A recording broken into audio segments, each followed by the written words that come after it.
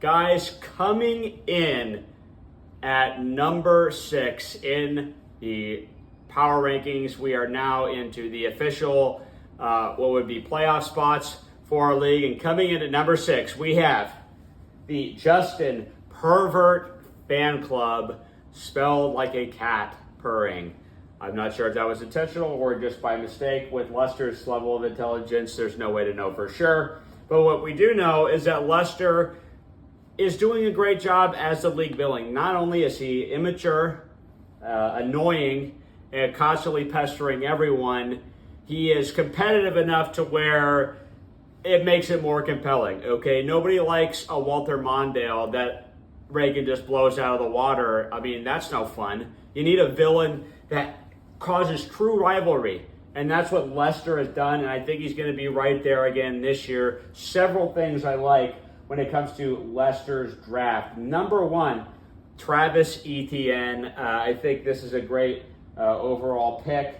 And then the other buy for this team is just the wide receiver depth. I think A.J. Brown and DJ Moore, you're going with the 2-letter first name technique. I love that technique. In this case, I think both those guys are really solid.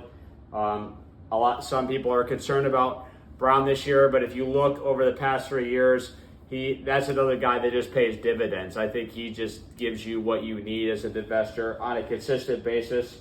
Now, Kyle Pitts, on the other hand, Kyle Pitts looking more and more like that startup that got a lot of hype and just never really got off the ground. That's kind of what Pitts is looking like right now, but you never know. He could have a big year this year and completely flip the narrative on his entire career, and he's got Cousins there, definitely improving his quarterback situation. Now, what are we selling with this team? Why is this team so low? It looks like everything's looking in the right direction. Well, unfortunately, this team has the worst quarterback situation in our league of anybody, in my opinion, with Geno Smith and Justin Herbert.